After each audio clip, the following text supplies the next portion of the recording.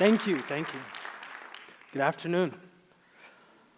The topic of this talk was birthed out of a conversation I had with my pops. You see, my pops asked me a question that would forever change my life. He asked me, how are you going to raise your kids? 23 years old. The last thing I'm thinking about is kids. Matter of fact, the last time I thought about kids was about ways to avoid having kids. But let me start off by asking you a question. Have you ever had a piece of mail, and on that piece of mail, your name was so butchered? I mean, how could they put those vowels and consonants together and form a name? See, something like that happened to me.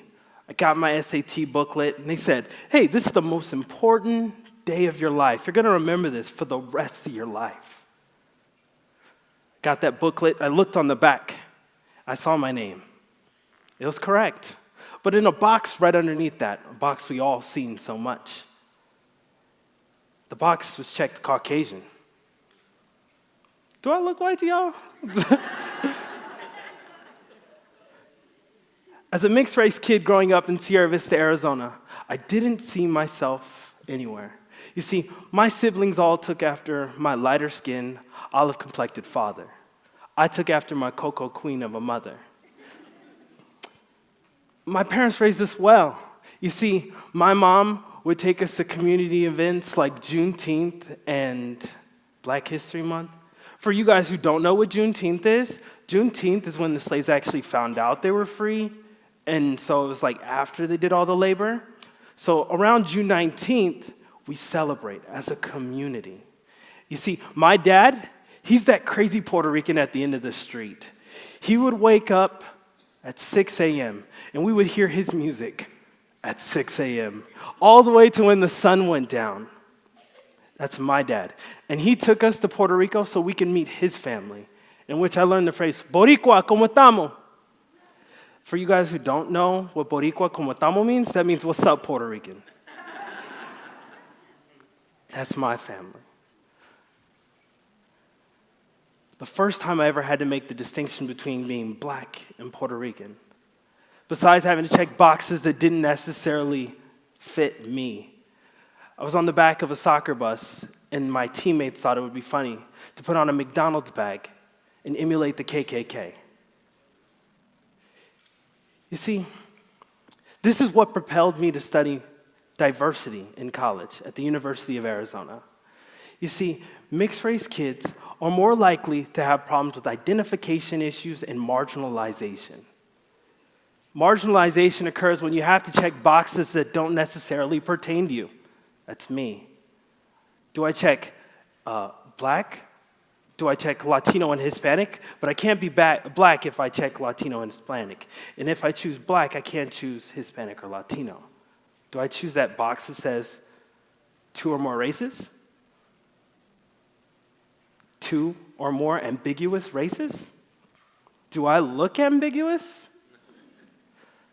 While studying that, I decided to call my pops. You see, I call pops for everything because he's my best friend. He's kind of like Puerto Rican Santa and Mr. Clean because he's got this really shiny bald head and he's got this big old white beard. And that's when my dad asked me the question. He said, how are you going to raise your kid? You see, my wife is the cream to my coffee, and one day our kids are going to have to answer that question. Are they going to be 2 or more ambiguous races?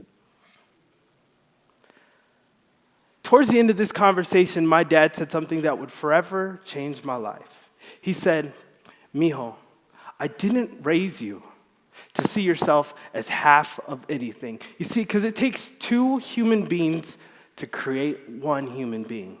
You are 100% black, and you are 100% Puerto Rican. I was 19 years old in college. That was stupid to me. It didn't make sense. It's not what I needed to put in that piece of paper at the time. So then I went to my second best friend. I went to Google. So when I started searching Google, I found Donna Jackson Nakazawa. You see, Donna Jackson Nakazawa wrote The Guide to Raising Multicultural Kids. In this guide, she talks about how mixed race kids exist in a world in which they don't really exist unless you comment on their looks. They're forced to check boxes that don't necessarily pertain to them. That was me. I was the black kid who has curly hair, so he could be Puerto Rican. So let's take a second. Let's take a deep breath, because talking about race, identity, and culture can get a little tough. Matter of fact, backstage, I had to give myself a pep talk, and a week ago, I told my wife that I don't know if I should do this. But talking about race and identity and culture isn't something that should be discouraged.